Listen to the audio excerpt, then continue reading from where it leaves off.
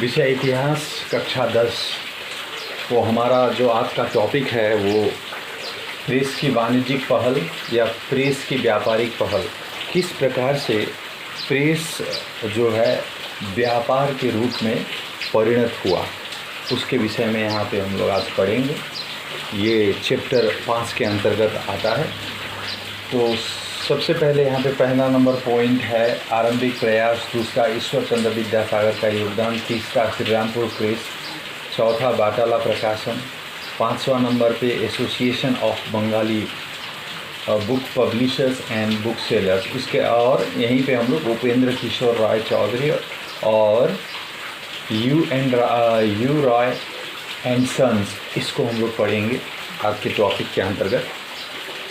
तो जैसा कि मैं पहले भी पढ़ा चुका हूँ कि बताया था मैंने कि 18वीं शताब्दी के शेषार्ध तथा 19वीं सदी के प्रथमार्ध में बंगाल के विभिन्न स्थानों में अनगिनत छापेखाने की स्थापना हो गई और आगे चलकर छापाखाना को अब क्या किया जाने लगा, छापाखाना को अब व्यवसाय के रूप में भी इसके विषय में सोचा जाने लगा। लोग अब सोचने लगे कि छापाखाना से क्यों ना इसका व्यापार किया जाए, इससे कुछ धन संग्रह किया जाए। तो इस प्रकार से छापाखाना का व्यवसायीकरण या व्यापारीकरण प्रारंभ हो गया था। तो आरंभिक प्रयास कैसे हुआ?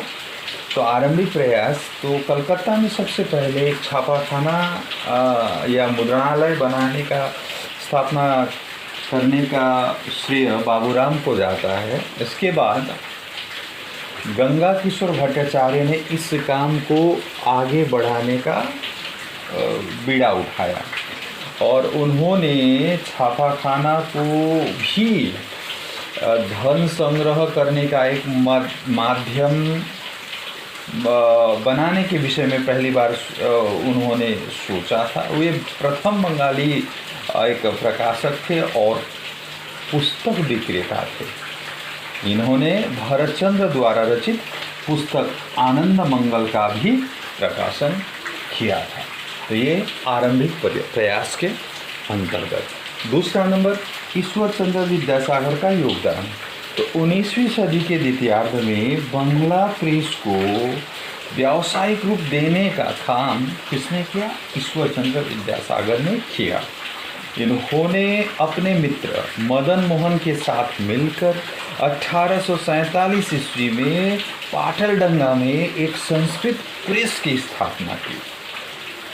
बाद में 1856 में वो इस प्रेस के मालिक हो गए। 1856 ईस्वी में इसी प्रेस के माध्यम से इन्होंने अपने स्वयं लिखित अनेक पुस्तकों का इन्होंने क्या किया? प्रकाशन किया। वर्ण परिचय का इस पुस्तक की 5000 से भी अधिक प्रतियां यहीं से इन्होंने छपवा कर उसे बाज़ार में प्रस्तुत किया था। कॉलेज स्ट्रीट में इन्होंने एक पुस्तक दुकान भी खोला था और उस समय ऐसा कहा जाता है कि उस समय ये अपने शैक्षिक पुस्तकों को बिक्री करके उन्हें महीने में 3 से 4 हज़ार की कमाई भी उनको हो जाती थी, ऐसा माना जाता है, ऐसा कहा जाता है। और 1885 ईस्वी में एक अन्य बुक स्टोर कलकत्ता पुस्तकालय भी इन्होंने खोला था। तो इन सभी कारणों से इन्हें विद्यावाणिक वो कहा जाता है। विद्यावाणिक का मतलब है एक व्यापारिक शिक्षाविद। इन्हें व्यापारिक शिक्षाविद या विद्यावाणिक के रूप में भी माना जाता है। तो ये ईश्वर चंद्र विद्यासागर। तीसरा नंबर पॉइंट है श्रीरामपुर प्रेस। तो विलियम कैरी ने 1800 ईस्वी में एक प्रेस की स्थापना की थी, श्रीरामपुर प्रेस, और इस प्रेस के माध्यम से 34 भाषाओं में पुस्तकों का प्रकाशन हुआ करता था और यहीं से विभिन्न विषयों के पुस्तकों का प्रकाशन यहाँ पे होता था। और विलियम कैरी की उस समय सहायता जो कर रहे थे विलियम वार्ड और मार्समैन कर रहे थे, और इन तीनों को संयुक्त रूप से कहा जाता है श्रीरामपुर त्रयी। बहुत बार पूछा गया है श्रीरामपुर त्रयी किन्हें कहा जाता है, तो William Carey, Marshman, William Ward को संयुक्त रूप से श्रीरामपुर त्रयी कहा जाता है। तो और ये श्रीरामपुर त्रयी का योगदान या श्रीरामपुर प्रेस का योगदान, क्या प्रेस को वाणिज्यिक या व्यापारिक पहल करने में इसका योगदान। उसके बाद और एक पॉइंट है बाटाला प्रकाशन। तो ये बाटाला प्रकाशन भी पुस्तकों का प्रकाशन किया करता था और यहाँ से कम मूल्य पर पुस्तकों की प्राप्ति होती थी। अर्थात पुस्तकों जो यहाँ से जो पुस्तकों का प्रकाशन होता था उनकी कीमत कम हुआ करती थी। 1840 से 1870 के बीच में बाटाला प्रकाशन ने अनेकों अनगिनत पुस्तकों का प्रकाशन किया। साथ ही साथ फोटोग्राफ का भी चलन था इस जगह पे। और इस बाटाला प्रकाशन के अनेक सारे शाखाएं भी बंगाल के विभिन्न हिस्सों में फैले हुए थे, विभिन्न जगहों पे था। चितपुर, शोभा बाजार और उसके बाद जोड़ासांकु, मिराजपुर, शिमला, सियालदह में बाटाला प्रकाशन की शाखाएं वहाँ पे खोली गई थी। और नेक्स्ट में आता है association of Bengali book publishers and book sellers. ये क्या था? ये बंगाल में बुक विक्रेताओं का और प्रकाशकों का ये एक संगठन था। ठीक, इसकी स्थापना कब हुई थी, इसका गठन कब हुआ था? तो 1912 ईस्वी में हुआ था। इसके जनरल सेक्रेटरी थे वो शरद कुमार लहरी थे, तो और इनके चेयरमैन गुरुदास चट्टोपाध्याय चटर्जी थे। तो ये उस समय अनेक सारे ऐसे युवाओं या व्यवसायियों का जन्म हुआ जिन्होंने विद्यासागर के पद चिन्हों पर चलने का इन्होंने जो है काम किया। जैसे एस.के. लाहिरी, गुरुदास चटर्जी, बी दास, एस.के. मोइनुद्दीन आदि ने भी प्रेस के इस उद्योग में, छापाखाना के उद्योग में अपना हाथ जमाया। और उस समय बहुत सारे पब्लिशिंग हाउसेस का भी निर्माण हुआ था, जैसे एस.के. लाहिरी एंड कंपनी, जोगेश चंद्र बैनर्जी का Canning library, Gurudas library, Bengal medical library, Dasgupta and company, Indian publishing house.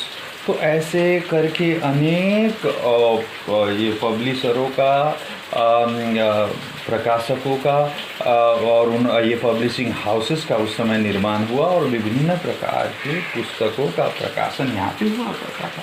और इनके बहुत सारे विषय हुआ करते थे। बच्चों के लिए पुस्तक, वैज्ञानिक अधिकोष, शब्दकोश, बच्चों के लिए डिक्शनरी, ये सब इनके मुख्य विषय हुआ करते थे इनके। तो ये था प्रेस की वाणिज्यिक पहल। तो इसी के अंतर्गत हम लोग और एक इसमें याद रखेंगे उपेंद्र किशोर रॉय चौधरी। तो इनको भी हम लोग यहाँ पे पढ़ेंगे। इन्होंने भी प्रेस के उत्थान में इन्होंने अपना महत्वपूर्ण योगदान दिया है।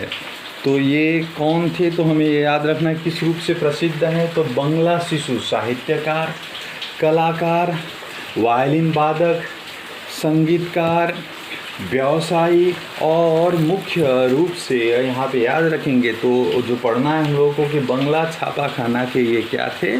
अग्रदूत थे।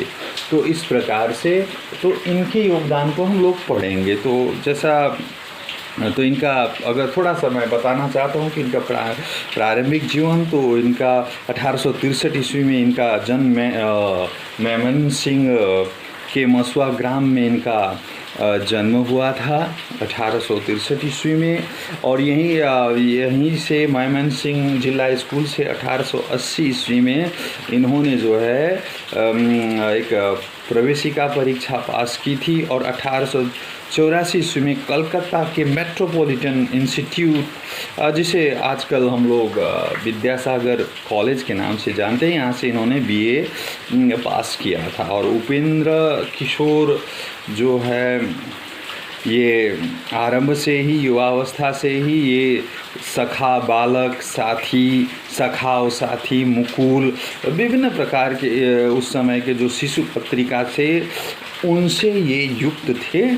और आगे चलकर इन्होंने ब्रह्म समाज की सदस्यता भी ग्रहण इन्होंने किया था। तो यहाँ पे हम लोग देखेंगे कि इन्होंने किस प्रकार से मुद्रण शिल्प को आगे बढ़ाने का काम किया था। तो उसमें मैंने यहाँ पे पॉइंट लिखा है, 5 पॉइंट है, उसी को ही हम लोग पढ़ेंगे। 1 नंबर पॉइंट जो है यू रॉय एंड सन्स, ये यहाँ पे हम लोग पढ़ेंगे। तो उपेंद्र किशोर रॉय चौधरी ने सबसे पहले तो 1885 में इन्होंने क्या किया था, तो सबसे पहले 1885 में इन्होंने इंग्लैंड से, वहाँ इंग्लैंड जाकर उन्नत किस्म का मुद्रण यंत्र इन्होंने खरीदा था।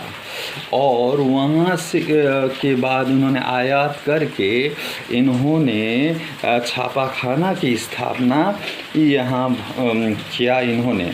और आगे चलकर 1895 ईस्वी में यू रॉय एंड सन के नाम से इन्होंने जो है ये स्थापित किया, एक छापाखाना यहाँ पे इन्होंने स्थापित किया था 1895 ईस्वी में।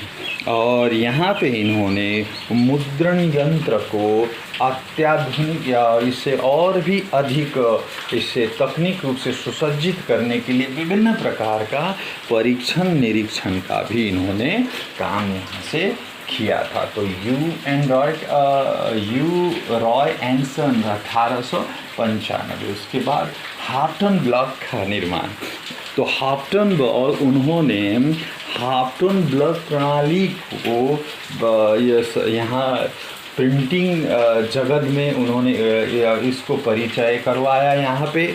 इसके बाद हाफटन इस ब्लॉक प्रिंटिंग के लिए इसको इन्होंने काफ़ी परीक्षण निरीक्षण किया। पुस्तकों में चित्रों को शामिल करने के लिए यह एक उपयुक्त तरीका था, तकनीक था, ये हाफटन ब्लॉक, ठीक है। और पहले आरंभ में क्या होता था कि इस ब्लॉक का निर्माण जो लकड़ी या काठ से किया जाता था। जब इनको लगा कि ये पुराना हो चुका है तो इन्होंने इसमें फेरबदल या परिणत करने का, इसे परिवर्तित करने का इन्होंने प्रयास किया। अब लकड़ी के जगह पे या काठ के जगह पे इन्होंने तांबा और जस्ता का प्रयोग करना शुरू कर दिया। तो इस प्रकार से हाफटन ब्लॉक के निर्माण में इनका योगदान है। उसके बाद पुस्तकों में चित्रों तथा छवियों का प्रयोग, जैसा कि ये तो अभी थोड़ी देर पहले ही मैंने बताया था कि ये प्रणाली का पुस्तकों में चित्रों और छवि का प्रयोग करना भी इन्होंने आरंभ किया था। ये अभी थोड़ी देर पहले मैंने बताया ये तो। उसके बाद स्टूडियो का निर्माण क्या हुआ, इन्होंने जो यू रॉय एंड सन जो कंपनी बनाया था उन्हीं के समीप एक वहाँ पे तो दूसरे कमरे में वहीं पे उन्होंने एक कमरे में अपने द्वारा बनाए गए चित्रों का स्टूडियो भी खोला था, ताकि प्रिंटिंग के विकास में ये स्टूडियो भी मदद करे। तो स्टूडियो की स्थापना यहाँ इन्होंने किया था। और यहाँ पे देखेंगे कि अनेक प्रकार के प्रकाशन के कार्य में भी ये युक्त थे। तो विभिन्न प्रकार का परीक्षण निरीक्षण करने के पश्चात प्रिंटिंग प्रेस में उन्नत करने के पश्चात इन्होंने छोटे छोटे बच्चों के लिए रंगीन पुस्तकों का निर्माण करना आरंभ कर दिया। और यहाँ पे मैंने वो नहीं लिखा है कि ये पहले एक व्यक्ति थे जिन्होंने क्या किया, इन्होंने जो है रंगीन जो कलर उसमें जो प्रिंटिंग प्रेस में लगता है उसका प्रयोग करना इन्होंने आरंभ किया था। तो आधुनिक जो हाफ टोन का प्रयोग करने वाले ये दक्षिण एशिया में क्या थे, ये प्रथम व्यक्ति थे। और यही प्रथम व्यक्ति थे जिन्होंने बंगाल में रंगीन प्रिंटिंग को चलाने का काम किया था। ये हम लोगों को याद रखना है। तो बच्चों के लिए इन्होंने अनेक सारे प्रकाशन या पुस्तकों का प्रकाशन किया था। तो उनमें प्रमुख कौन कौन से हैं, तो यहाँ पे लिखा गया है छेलेदेर रामायण, गुपी गायन, बागा बायन, सेकालेर कथा, टुनटुनिर बोय। और यहाँ पे संदेश पत्रिका, जैसा कि यहाँ पे मैंने लिखा है 1913 ईस्वी में, तो संदेश पत्रिका यह एक पहला ये बच्चों के लिए यह पत्रिका थी जो रंगीन पत्रिका थी। और इसका प्रकाशन कब हुआ था, तो इसका प्रकाशन 1913 ईस्वी में हुआ था। तो इस प्रकार से हम लोग देखेंगे कि ये सब जो प्रयास थे जिसके माध्यम से प्रिंटिंग जो उद्योग है उसको व्यापारिक रूप देने में सफलता मिली। यही है आज का टॉपिक।